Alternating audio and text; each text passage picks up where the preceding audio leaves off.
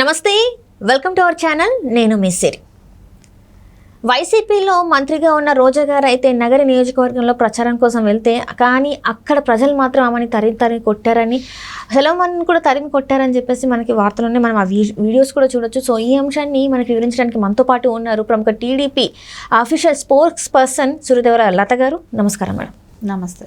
మనం ఇప్పుడు చూస్తున్నట్టయితే నగరి నియోజకవర్గంలోని అంటే ఏమంటే ప్రచారానికి వెళ్ళినప్పుడు రోజా గారిని అక్కడ ప్రజలు తరిమి కొట్టారు, సెల్మని కూడా తరిమి కొట్టారు, తను పరారయ్యారని చెప్పేసి మనకి వార్తలు ఉన్నాయి. అండ్ ఆ వీడియో కూడా మనం చూడొచ్చు. ఎందుకు ప్రజల్లో ఇంత ద్వేషం కలిగింది సడన్గా రోజా గారి మీద? రోజా గారు ఎప్పుడు ప్రజలతో ఉన్నారు? అవసరానికి వెళ్తే ఎవరైనా ఊరుకుంటారా? సో ఆవిడ ఎప్పుడు కూడా ప్రజలకి అందుబాటులో ఉన్న నాయకురాలు కాదు. సో ఎప్పుడు కూడా పెద్ద మెజారిటీతో గెలిచిన నాయకురాలు కాదు. ఆవిడ ఎంతసేపు ప్రజలను ఆదుకున్న నాయకురాలు కాదు. ఎందుకంటే ఆమె స్వార్థం కోసం, స్వలాభం కోసం చేస్తున్న ప్రయత్నమే అక్కడ. ఈ ఖచ్చితంగా మనకి ఇప్పుడు ఒకటి అర్థమవుతుంది. ఇదే కాదు, నేను ఇదివరకు కూడా చెప్పాను. ఆవిడ విలేజ్లకు వెళ్తుంటే తరిమేస్తున్నారు, లిటరల్గా పంపిస్తున్నారు అని చెప్పాను. సరే, అది వీడియోలు ఫుటేజ్లు ఎవరికి దొరకలేదు, కానీ అప్పుడు జరిగిన విషయంలో ఇప్పుడైతే ఖచ్చితంగా వీడియో ఫుటేజ్ తీశారు. సో అది సోషల్ మీడియాలో ఫుల్ వైరల్ అవుతుంది. సో ఆవిడ అహంభావం. సో నేను సినిమా ఆర్టిస్టులు ఉంటారు, రాజకీయంలో రావచ్చు. సో నేను ఆర్టిస్ట్ అనే అహంభావమే కానివ్వండి. ఇక్కడ మనకు ఖచ్చితంగా ఎట్లా అనిపిస్తుందంటే, నేనేం చేసినా చెల్లుతుంది అంటే, జబర్దస్త్ ఒక స్టేజ్ మీద షో చేసినంత మాత్రాన, అక్కడ నువ్వు చెప్పినట్టు నలుగురు విన్నంత మాత్రాన నీ నియోజకవర్గం ప్రజలందరూ వినాలనే రూల్ లేదు కదా. అక్కడ నువ్వు ఒక నలుగురితో నువ్వు అక్కడ అమౌంట్ తీసుకుంటున్నావు కాబట్టి ఆ గంట సేపు నువ్వు చెప్పినట్టు వింటావు. నీ దగ్గర పనిచేసే వాళ్ళు నువ్వు డబ్బులు ఇస్తావు కాబట్టి వాళ్ళు నువ్వు చెప్పినట్టు వింటారు.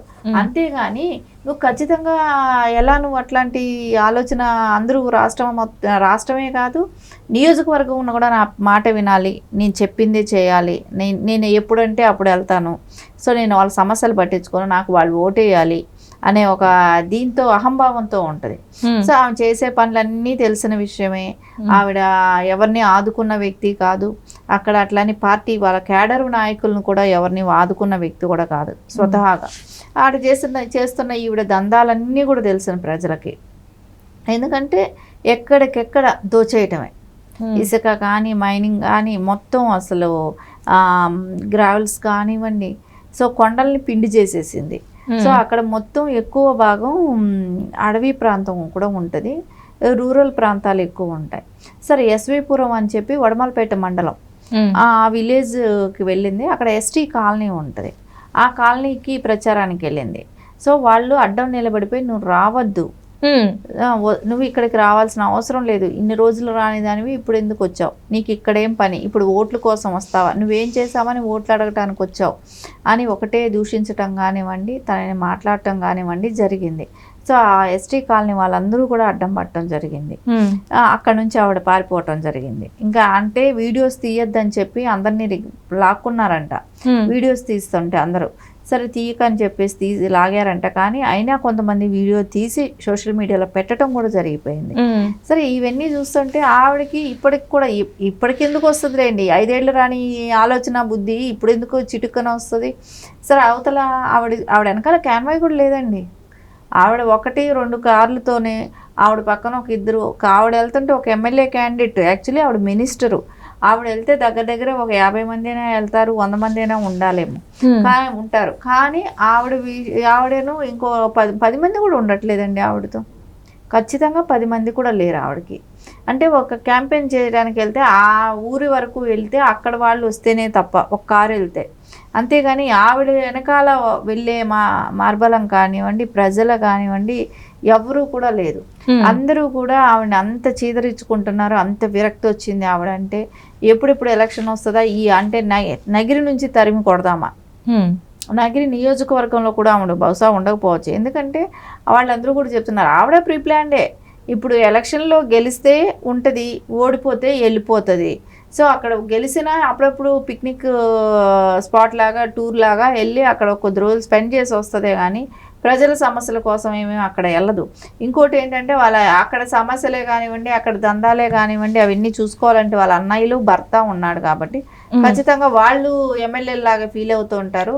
వాళ్ళు అక్కడ ఎవరైనా వెంచర్లు వేసినా కానివ్వండి, వాళ్ళందరినీ వాళ్ళ దగ్గర నుంచి వసూళ్లు చేయడమే కానివ్వండి, ఇలాంటివన్నీ కూడా చేస్తూనే ఉంటారు. అంటే ఆల్రెడీ ఇక్కడ ఏంటంటే ఆల్రెడీ వాళ్ళ తమ్ముళ్ళకి వాళ్ళ హస్బెండ్కి నియోజకవర్గాలుగా పంచిపెట్టారని చెప్పేసి, అండ్ ఇంకొకటి ఏంటంటే అక్కడ ఏదో చైర్పర్సన్ లేకపోతే మున్సిపాలిటీ దానికోసం కూడా ఒక మహిళ దగ్గర డబ్బులు తీసుకున్నదని కూడా మనకి వార్తలు వచ్చినాయి. తనే బయటకు వచ్చి చెప్పడం కూడా జరిగింది. ఎవరైతే బాధితురాలు ఉన్నారో తనే బయటకు వచ్చి చెప్పింది. సో ఇవన్నీ కూడా ఆమెకి మైనస్ పాయింట్స్ అవుతున్నాయని అనుకోవచ్చా?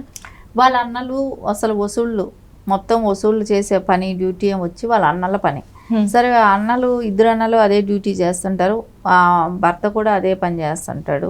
అంటే ఒక్కొక్కళ్ళకి ఒక్కొక్కటి, ఒకళ్ళకి సైట్ ఇస్తే ఒకళ్ళని గుట్టలో కొండలను చూసుకోమంటే ఇట్లా, ఒకళ్ళు షాపులు చూసుకుంటేను ఒకళ్ళు పొలిటికల్గా చూసుకొని వాళ్ళ దగ్గర వసూలు చేయటమే కానివ్వండి. చైర్పర్సన్, అది మున్సిపల్ చైర్పర్సన్ ఇస్తానని చెప్పేసి ఆవిడ 45 లక్షలు తీసుకోవటం జరిగింది. దానిలో అంటే ఆవిడ మీడియా పెట్టడమే కానివ్వండి, గోలంతా చేస్తే 15 లక్షలు రిటర్న్ ఇవ్వటం జరిగింది. తర్వాత 30 లక్షలు ఎగ్గొట్టడం జరిగింది. అంటే నువ్వు ఎక్కువ ఇంతకు మించి కానీ అడిగితే నీ మీద కేసు పెడతాము అని ఆమెను బెదిరించడం జరిగింది. ఆవిడ కేసులు అంటే పోలీస్ డిపార్ట్మెంట్ తను వాడుకునే నైజం మనకు తెలుసు కాబట్టి వాళ్ళని అలాగే వాడుకొని వాళ్ళతో ఒత్తిడి చేయించి ఇవ్వటమే కానివ్వండి, అవన్నీ చేయటంతో ఆవిడ భయపడి ఆ డబ్బులు వదులుకోవటం కూడా జరిగింది.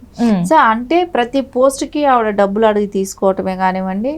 సీఎం రిలీఫ్ ఫండ్ నుంచి వచ్చే డబ్బు ఉంటుంది. సరే, వాళ్ళు ఆరోగ్యం బాగోలేక చేసుకున్న సీఎం రిలీఫ్ ఫండ్ అది. ఆ ఫండ్లో కూడా ఈవిడికి 3 లక్షలకి 35,000 రూపాయలు ఈవిడికి ఫండ్ మనీ డబ్బులు చేతికి ఇస్తే అప్పుడు ఆవిడ 3 లక్షల చెక్కు ఆవిడ చేతికి ఇస్తుంది. సో ఎంతకి అంటే ఎంత, 1 లక్షకైతే ఒక అమౌంట్, 2 లక్షలకైతే ఒక అమౌంట్, 3 అట్లా ఆవిడ చెప్పిన అమౌంట్ ఆవిడకి ఇచ్చేస్తే అప్పుడు ఆవిడ సీఎం రిలీఫ్ ఫండ్ నుంచి వచ్చిన చెక్కు వాళ్ళ చేతికి అందివేస్తుంది. సో ఎక్కడా కూడా డెవలప్ లేదు. వాటర్కి ఇంతవరకు అంటే వాటర్ ప్రాబ్లం ఇంతవరకు తీర్చింది లేదు. అక్కడ రోడ్లు సరిగా లేవు. అండ్ ఇంకొకటి తిరుపతి టికెట్లు కూడా, తిరుపతి దర్శనం టికెట్లు కూడా అమ్ముకుంటున్నారు అని. అంటే విఐపి వెళ్తారు కాబట్టి మరి ఎన్ఆర్ఐస్ వచ్చినప్పుడు వాళ్ళని తీసుకెళ్తూ వాళ్ళకి టికెట్కి ఇంత రేట్ అని చెప్పేసి కూడా అమ్ముకుంటున్నారు అని చెప్పేసి కూడా వార్తలు ఉన్నాయి. అందులో వాస్తవం ఉందంటారా? మరి నిజంగా టికెట్లు కూడా అమ్ముకునే అవకాశం ఎక్కువ ఉంది. ఆవిడ ప్రతిసారి వారాల్లో 2-3 సార్లు వెళ్తారు. వెళ్ళినప్పుడు దగ్గర 100 మందిని దాకా తీసుకెళ్ళినప్పుడు వాళ్ళకి వివిఐపి దర్శనాలు చేయిస్తూ వాళ్ళ దగ్గర టికెట్ల డబ్బులు తీసుకొని ఆవిడ ఇచ్చేస్తుంది. ఆఖరికి దేవుడి మీద కూడా అలాంటివే చేస్తుంది. ఇంకా అక్కడ ఆవిడ ఎప్పుడు కూడా ఏ పార్టీ నాయకుడు కూడా అక్కడ మీడియాతో మాట్లాడరు. సో అక్కడ ఆవిడ వెళ్ళి ప్రతిసారి బాబు గారిని కానివ్వండి, లోకేష్ గారిని కానివ్వండి ఇలా మాట్లాడుతూనే ఉంటారు. మనకు ఖచ్చితంగా తెలుస్తుంది కదా ఏంటంటే ఆవిడకి రాజకీయాలకి కోసం ఏదైనా చేస్తుంది. ఆవిడకి ఎంతసేపు డబ్బు సంపాదించాలి. సో దానికోసం రాజకీయాలను వాడుకుంది.